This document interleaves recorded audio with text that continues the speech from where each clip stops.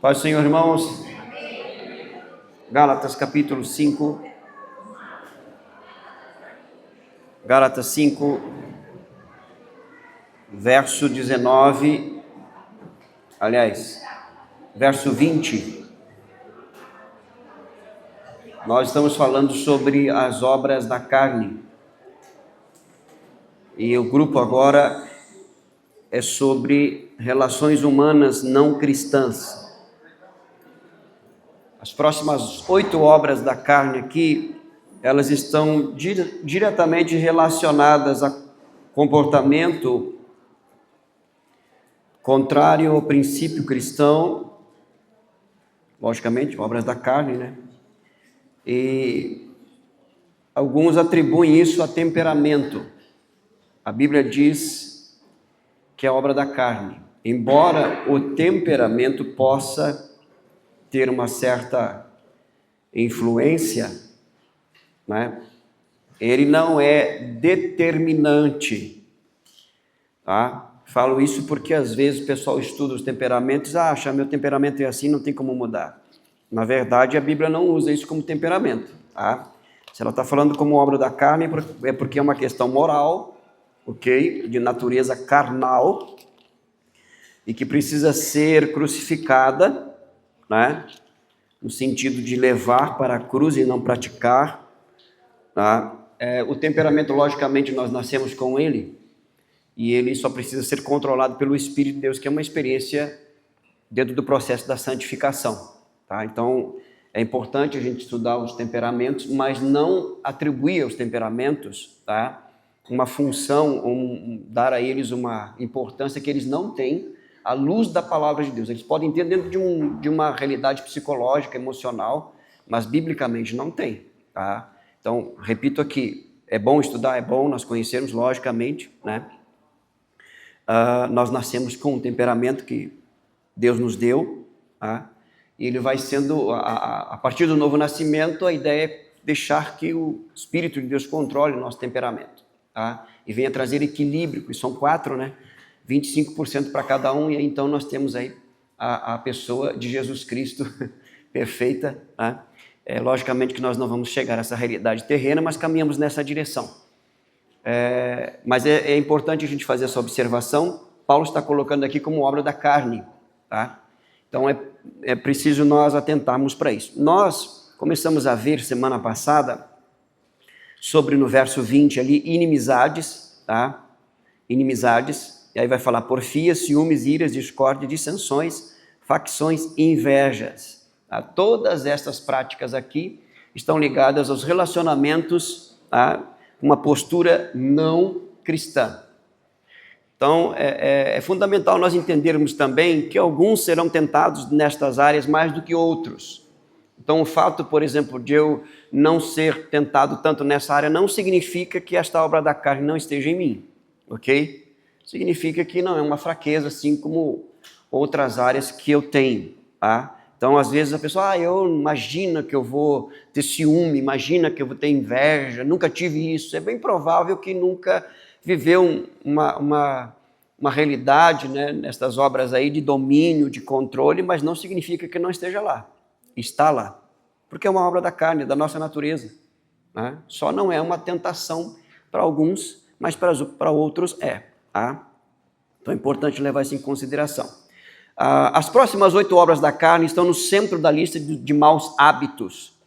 Todas estas 8 obras têm a ver com relações interpessoais, condição que destaca o fato de ser de grande preocupação para o apóstolo Paulo nesta carta. Em outras cartas também ele vai trazer outras listas que têm essas práticas aqui. Tá? Ele fala de mau hábito aqui porque... Como é que a gente adquire um hábito? Exatamente, pela prática. Tá? Então, para desfazer um mau hábito, mudança de hábito, 1 e 2. A mudança de hábito, mas essa mudança tem que ser, na verdade, uma ação do Espírito e uma resposta nossa. Tá? Isso não significa que o desejo de praticar aquela obra, ele vai simplesmente desaparecer. Não existe isso, irmãos. Não existe isso. Tá? Agora o Espírito de Deus habita em mim, eu estou crescendo em santidade, então essas coisas vão desaparecer. Não, enquanto nós estivermos neste mundo, habitando neste corpo, tá? Porque o pecado não foi erradicado desse corpo, ele perdeu o seu domínio, o seu controle, mas ele está lá. Ok? Nós vamos ser tentados em muitas áreas, vamos sentir desejos, a vontade de ter uma postura, um comportamento, reagir, né, de forma carnal, ok? E às vezes vamos falhar, às vezes vamos errar, mas é importante a gente levar em consideração de que nós estamos nesse processo de santificação da ação de Deus em nós, ok? A primeira aqui é a inimizade, nós já falamos sobre isso, né, que é justamente uma atitude de vida, que era muito comum na época e no contexto em que Paulo escreve as suas cartas, porque estas obras aqui, por que ele está escrevendo para a igreja? Primeiro, para mostrar para a igreja que essa realidade precisa ser, deve estar debaixo do controle do Espírito de Deus, para que ela não domine, para que ela não controle. Segundo, porque na verdade era o contexto, era a realidade das pessoas que vinham para o Evangelho. Eles vinham dessa prática de vida e para eles era normal. Preste bem atenção, irmãos. Por exemplo, quando Paulo escreve aos Coríntios, ele vai dizer assim, ó, tudo me é lícito, mas nem tudo me convém. Essa expressão, tudo me é lícito, na verdade, era uma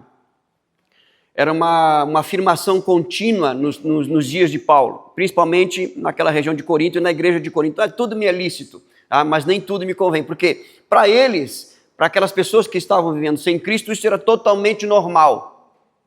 Agora eles vêm para Cristo, tá? Eles vêm para Cristo e começa o processo de santificação e amadurecimento. Eles vão entender e vão ver que pela palavra de Deus não é normal. Isso é normal para quem vive longe de Deus. Isso é normal para quem vive segundo o mundo. Tá? É totalmente anormal para quem está em Cristo. A gente não vai ver Cristo, que é a nossa referência, com essas práticas aqui. Se nós somos seguidores de Cristo, não é normal. Então, precisa enfatizar essa realidade aqui. Então, com inimizade franca entre grupos raciais e culturais, não é de admirar que essas atitudes caracterizavam as relações entre as pessoas. Tudo isso é contrário à moral cristã. E Paulo determina sua verdadeira origem. A mente da carne é inimizade com Deus. Alguém leia para nós em Romanos capítulo 8, verso 7. A mente da carne é inimizade contra Deus e naturalmente resulta em inimizade contra os homens. Romanos 8, 7. Porquanto a inclinação da carne é inimizade contra Deus, pois não é sujeita à lei de Deus, nem em verdade o pode ser. A lei de Deus aí é o amor à nova vida em Cristo, ok? A inimizade é contra Deus. Então, uma mentalidade que, na verdade, é contra Deus, mesmo sendo, tendo um princípio cristão, vai resultar também em inimizade nos relacionamentos pessoais. Então, é fundamental, porque a gente parte do princípio que todo ser humano foi criado à imagem e semelhança do Criador, sim ou não? Então, nesse aspecto aí, nós temos uma ligação com todos, tá? Então, nós devemos tratar a todos de igual forma, porque todos têm a mesma origem, trazem em si a imagem e semelhança do Criador, ok? E denegrir essa imagem, prejudicar de alguma forma essa imagem, na verdade, ir contra o Deus que a criou, ok? Então é importante levar isso em consideração. Essas inimizades produzem, que é a próxima palavra que nós temos aí, porfias. Que pode parecer um termo meio estranho aqui, mas porfia é contenda, disputa, discussão. Quem tem prazer e satisfação em disputar, em guerrear, em contenda, isso é porfia, é uma obra da carne. Lembrando que toda obra da carne, o poder dela é o prazer, é a satisfação. Isso gera prazer. Tempo eu ouvi um pastor pregando aí que o pecado ele não traz prazer. Se não tivesse prazer, ninguém pecava, irmãos. Isso não é verdade. É o prazer fora da vontade de Deus, é o prazer distorcido. Mas a força está justamente aí. A obra da carne é a mesma coisa, justamente isso. Então, tem gente que tem essa fraqueza, né, facilmente vai para disputa, para contenda, para discussão, ok? Como eu, assim. E aí a gente tem que se controlar, né? Tem que deixar Deus trabalhar. É um processo, às vezes, dolorido, mas se faz necessário, porque a gente não vê Jesus discutindo, brigando, disputando. Embora ele era firme, agia em amor, né?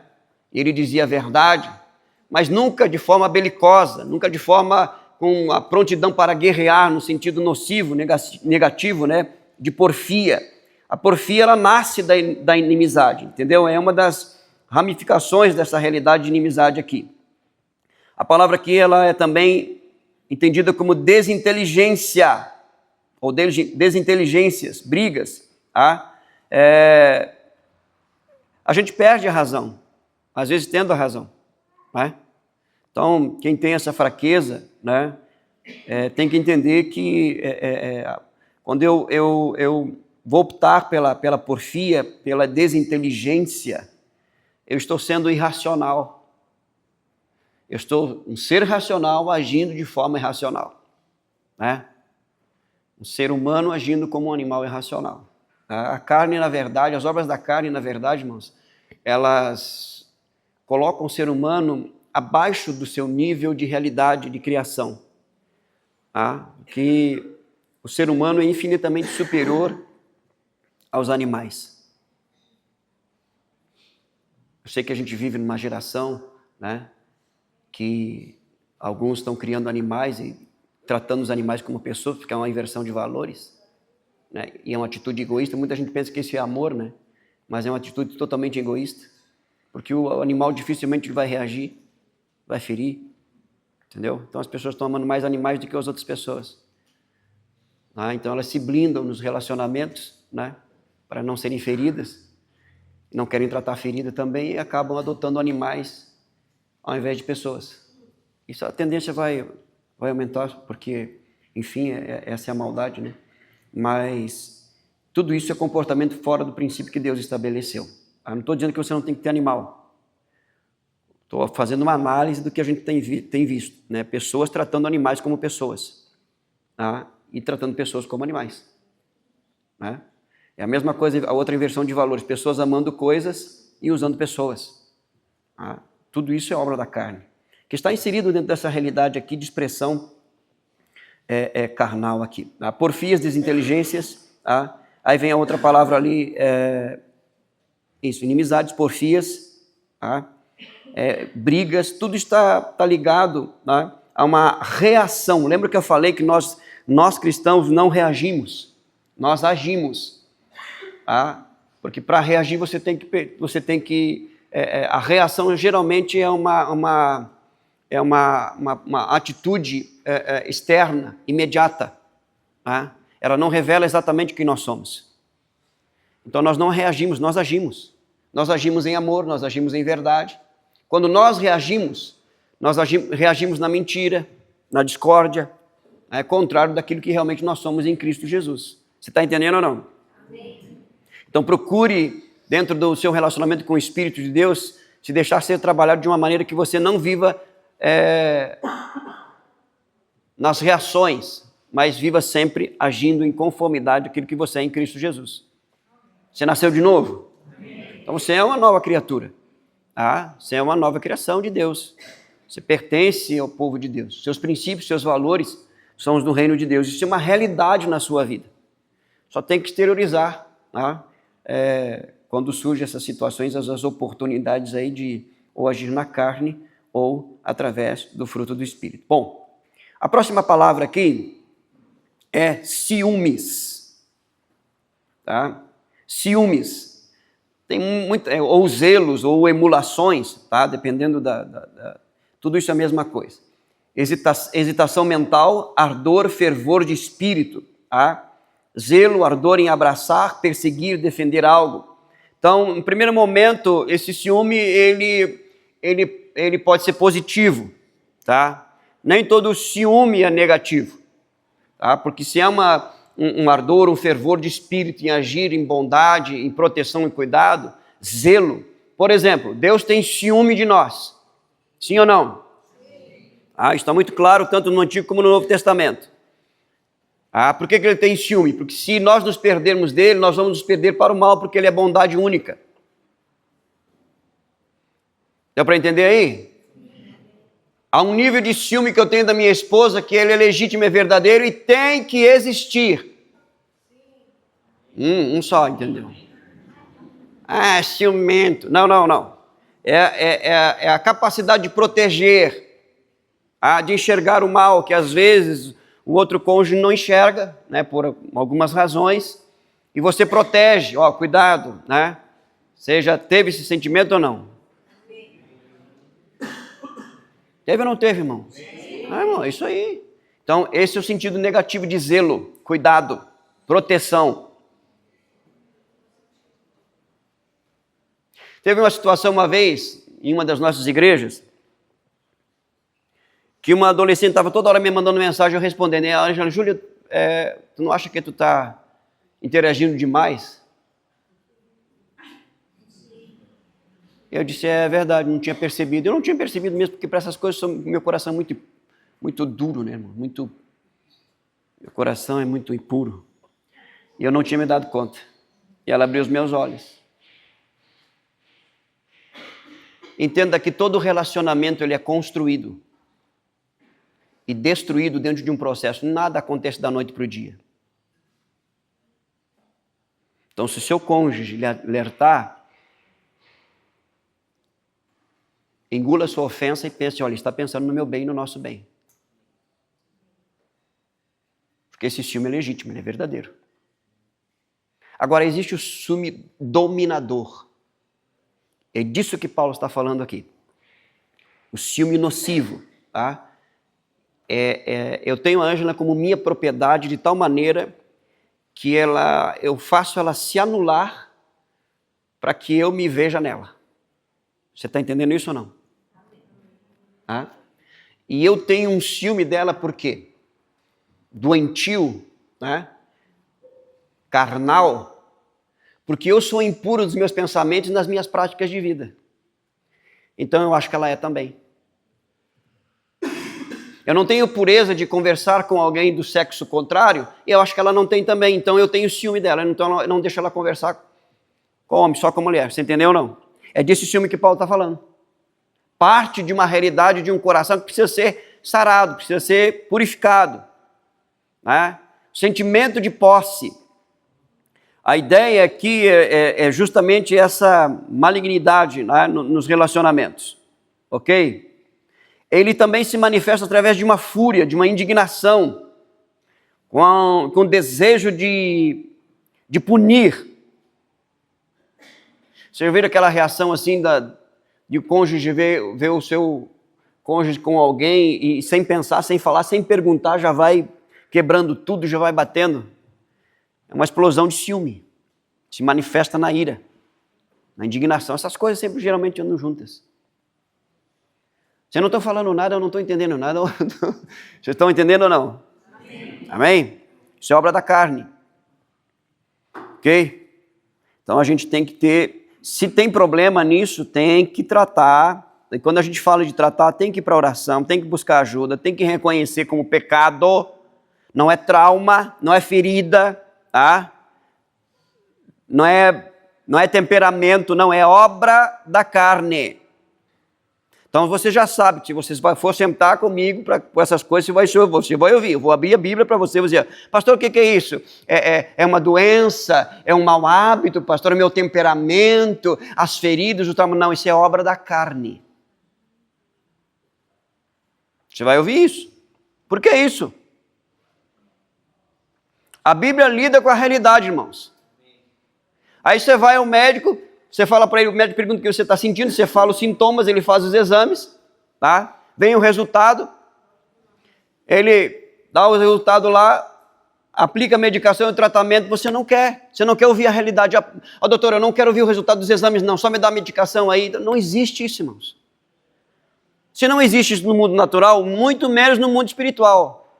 Eu falo isso porque hoje é uma tendência, em alguns segmentos que se dizem evangélicos, que essas expressões agressivas, carregadas de intolerância, de ódio, como obras da carne, pecado, ira divina, saiu do vocabulário de muitas igrejas, nos seus hinos e nas suas pregações, porque se ofende. Imagina só, entendeu? Eu já não poderia ministrar o que eu estou falando para vocês em muitos lugares aqui. Eu não estou falando de igreja diferente da nossa, não. Para você entender como é que está o nível por aí. Não, vamos falar sobre amor, sobre coisa, paz, sabe, sobre coisa boa, sobre coisa ali. Não é a palavra de Deus, irmãos. A gente fala sobre tudo, é todo o conselho de Deus. Logo em seguida, agora em dezembro, a gente vai entrar no fruto do Espírito. A gente não sai nunca das obras da carne, né? Mas a gente vai falar sobre o fruto do Espírito. Entendeu? Mas tudo isso é palavra de Deus. Eu falo isso porque às vezes as pessoas já vêm programadas, né? Dizem, eu tenho um problema no meu temperamento. Eu tenho uma ferida, um trauma, então por isso eu faço isso. Não, você faz isso porque isso é obra da carne. O trauma, a ferida pode contribuir? Pode, com certeza pode ter uma influência, mas o fator determinante é, eu tenho prazer nisso. Eu gosto do ciúme. Eu gosto da briga. Eu gosto, sabe, de sangue. Entendeu? Esse é o primeiro passo para reconhecer. Quando o apóstolo João, em sua primeira carta, no capítulo 1, verso 9, diz, né, se nós confessarmos os nossos pecados, ele é fiel e justo para perdoar os pecados, o verbo confessar é dizer a mesma coisa. Então, quando eu vou confessar o meu pecado, eu chego para Deus, Deus, olha aqui o meu trauma aqui, eu tenho um ciúme, né? Isso aqui é porque algumas situações, algumas experiências, então, eu fui vítima de não sei do que e tal, e então eu tenho, isso me domina. Não, Senhor, eu tenho ciúme, isso é obra da carne, eu tenho prazer nisso. Tem misericórdia e me ajuda. Esse é o caminho para a libertação, para a restauração, para a obra santificadora do Espírito de Deus. Um microfone ali para a irmã Cristina, por favor. O primeiro passo é você reconhecer o teu pecado. Isso. E confessar. Confessar. Aí começa daí. Isso. E o segundo é abandonar. Porque aquele que confessa e deixa, alcança misericórdia. Aquele que encobre, ok? Então não é só confessar. É confessar, é conhecer. Essa é a porta de entrada. E deixar, quer dizer, aí começar a praticar aquela realidade que todos nós vivemos. Nós somos nova criação em Cristo Jesus. Entendeu? Ainda que eu esteja cheio de vontade de reagir a partir dessa obra da carne, não, eu vou agir a partir da minha identidade em Cristo Jesus. Eu sou uma nova criatura. Não, isso é verdadeiro, ok?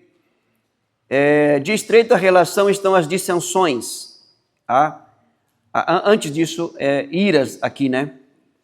E percebam aí que a iras está no plural. Então, são várias conotações, tá? Manifestações. Existe a ira que é uma ira interior, tá? Que a pessoa ela não exterioriza, tá? Mas geralmente essa ira se manifesta em mágoa e ressentimento, tá? Falta de perdão. Tá? Existe a ira explosiva, tá? Que a pessoa tem uma reação imediata. Tá? A ira tempestuosa, que é uma ira que ela dura mais. Tá? Existe a pessoa iracunda, ela não só se ira, ela vive irada, né? Indignada. Tá? Então é uma obra da carne. Tá? Então, por isso ele fala aqui, percebam que essas coisas aqui, por exemplo, inimizades, porfias, ciúmes, iras, elas estão todas elas estão associadas, são juntas nessa realidade aqui, ok? De estreita relação estão as dissensões, cuja tradução melhor é divisões, só um pouquinho, deixa eu terminar aqui. A rivalidade motivada por egoísmo só pode resultar em divisões que destroem a unidade da igreja. Tá? Então, Paulo vem trabalhando toda essa realidade, mostrando para a igreja que isso vai trazer, vai alimentar e potencializar todo tipo de divisão de partidarismo dentro da igreja, tá? Que é o contrário do amor fraternal, né? Que é o contrário do altruísmo, que é o contrário, né, de ação de bondade, de benignidade, né, de mansidão, que é o fruto do Espírito. pensando, né, agora na ira é uma grande carga. Aí, como é que diz na Bíblia, irai-vos se eu não pequei? Outra vez ele dizia que eu orava para Deus para que eu não irasse. E o Senhor disse, não quero irar, porque na Bíblia é permitido virarmos. Sim. E até tem também uma passagem que diz que Jesus seria com eles para que ele deu as mesas e tudo aquilo, tudo aquilo, como que fica isso? Ótima pergunta. Quem tem problema com ira aí, levanta a mão. Agora ninguém tem, né, irmão? É uma maravilha que some na hora.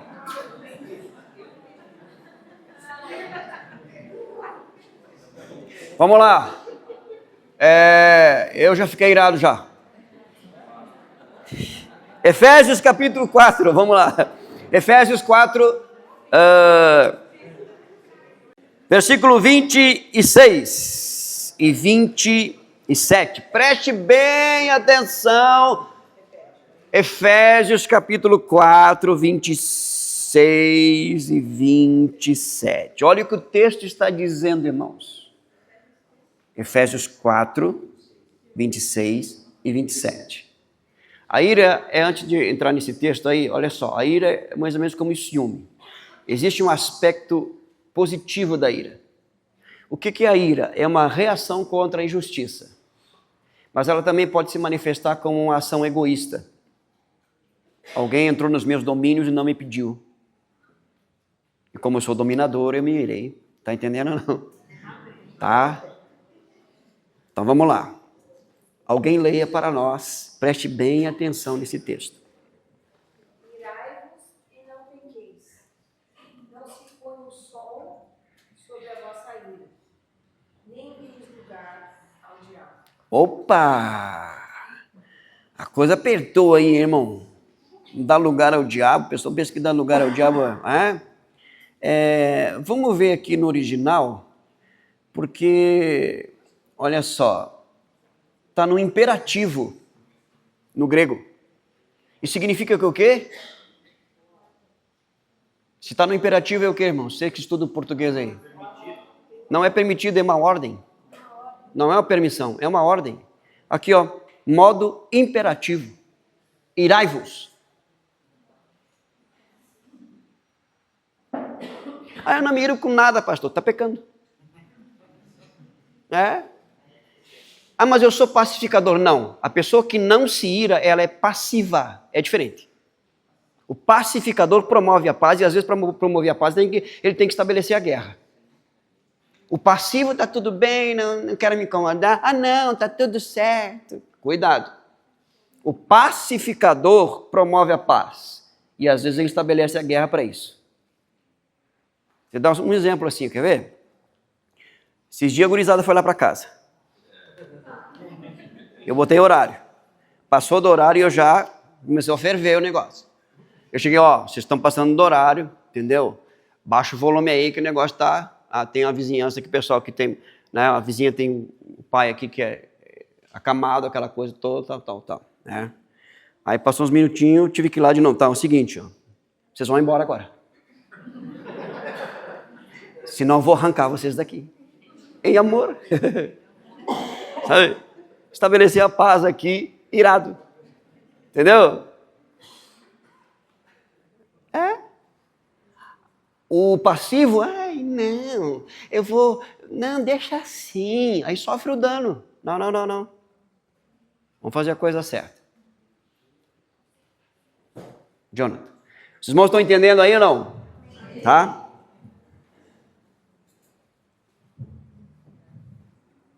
A questão da ira lá também tem a ver com será que o sermão do monte ali quando Jesus fala, Mateus 5, 6, que tem que ser fome da justiça de Deus? Sim, exatamente isso. Tem sim, fome e sede de justiça, tá? Da justiça divina, tá? Então a gente tem que ter cuidado. A ira, ela pode ser benéfica, tá? Dependendo do motivo, tá? Como ela pode ser uma obra da carne. Tudo está ligado ao motivo. Os irmãos entenderam? Amém. Ok? Tá, então vamos lá. Irai-vos. Aí ele vai dizer assim, mas não pequeis. Isso significa duas coisas. Primeiro, que eu posso me irar e não pecar. Mas que eu posso me irar e motivado pela ira agir e pecar. Ok? Isso tem que ficar claro, porque eu sei que eu já conversei com irmãos que tinham assim um sentimento de culpa porque eles sentiam a ira e pensavam que estavam com o demônio da ira. Não, irmão, é verdade, a pessoa chorava mesmo, ela estava em desespero porque ela achava o seguinte, ó, que uma pessoa cristã habitada pelo Espírito não podia sentir ira. Um texto do Antigo Testamento que eu não lembro agora, se você lembrar você vai me ajudar, diz assim, é um dos textos dos profetas menores, o Espírito do Senhor está irado. Foi um dos profetas que o Senhor chamou nos profetas menores, o Espírito do Senhor está em ira, porque Deus se ira. Ira não é um atributo, é uma reação, devido à sua santidade e justiça, ok? Não é um atributo. A Bíblia não diz Deus é ira. Deus é santo, Deus é justo. Mas a ira é uma reação da sua justiça e da sua santidade. Então, o sentimento da ira, ele é totalmente natural, é da nossa natureza. Agora, quando que eu peco? Diz o texto aqui, irai-vos, mas não pequeis. Porque é possível, esse é o mandamento, essa é a ordenança, tá? Ou na minha Bíblia diz, fiquem irados e não pequem. Quando que eu peco? O texto responde, não se ponha o sol sobre a vossa ira. Não se mantenha irado, magoado, indignado. Resolva antes do pôr do sol. Então Paulo está dizendo aqui, eu mirei uma situação e a minha mente fica focada naquilo, os sentimentos, e eu vou falar isso, porque eu vou falar aquilo, porque eu vou fazer, ele falou, eu vou falar 3 vezes mais, e aquilo vai aumentando, vai estruturando uma reação, que quando você encontra com a pessoa, você vai falar e vai fazer tudo o que você pensou, porque o processo mental já estruturou aquela realidade na sua vida. Mágoa, ressentimento, entendeu? Então, antes de dormir, eu tenho que resolver isso. Como que eu resolvo isso? O microfone aqui, por favor. Como que eu resolvo isso? Falando para Deus, dispondo o meu coração para acertar naquilo que eu tiver que acertar. E quando eu tiver calmo, se tiver que falar com alguém, as verdades, né? Porque às vezes eu vou falar né? Porque eu usava muito a expressão, não, mas eu falo a verdade mesmo. Falar a verdade não é sinônimo de ser mal educado, irmão. Você pode falar a verdade em amor. Eu sempre ouvi isso da minha esposa, desde que ela me conheceu. Você pensa que é fácil? Você não imagina o que eu vi por causa da Lola Marie lá depois do culto. Pode falar, irmã. Pode sim. Com o tempo e a maturidade, eu aprendi a dosar a minha ira. Ok. Dosar. Ótimo. E essa maturidade me fez, por exemplo, algo que eu faço. Quando eu estou irada, eu não falo o que eu estou sentindo direto assim. Eu tento, pelo menos, dormir, pensar, para no outro dia ver qual é a melhor forma de falar. Me digo por quê? Porque já muitas vezes eu errei dizendo no calor da razão, assim, palavras que não foram as melhores. Sim. E eu falar, muitas vezes eu vou esquecer, mas a pessoa que ouve não vai esquecer. Não, exato. Isso aí. Então eu aprendi assim, primeiro eu deito no meu travesseiro, penso e repenso o que eu estou sentindo, para no outro dia eu ver qual é a melhor opção que eu devo fazer. Ok, ótimo. Então, eu estou errada. Não. A ideia de não se pôr o sol é de não manter esse sentimento. E a irmã usou uma expressão que é exatamente como é que a gente vai definir ira? Esse calor. Ira é fogo que domina. É o calor. É o calor que queima e consome a razão, e potencializa uma reação totalmente irracional. Exatamente isso. A sua atitude não só é correta, como ela é bíblica, porque o salmista diz, né, eu encosto a minha cabeça no travesseiro e reflito. Essa é a ideia. Essa é a ideia. Refletir, pensar né? O que foi falado também vai ferir, vai machucar, né? Porque eu vou falar em ira, né? Então, não é reprimir, irmão. Não, a Bíblia não fala isso. Tanto que a ordenança é se ira. Deixa o sentimento vir. Não sufoca ele. Tá? Mas não agem de acordo com ele, movido por ele. Claro que falando assim, né, parece tão simples, né? Mas para quem tem problema, né, que tem dificuldade, é um desafio extremamente grande, irmãos. Existem situações que a ira, que o sentimento ele vem com tanta força que parece que é impossível até do Espírito de Deus frear ele. Sabe? Né? Mas esse tipo de exercício que a irmã colocou aqui, que é um exercício bíblico, tá? O hábito vai exatamente como a irmã colocou ali, e essa é a ideia, porque por isso que Paulo está falando, irai-vos, mas não pequeis, uma dose certa de ira. A dose certa. Entendeu? A medida certa. É possível? Totalmente possível. Totalmente possível.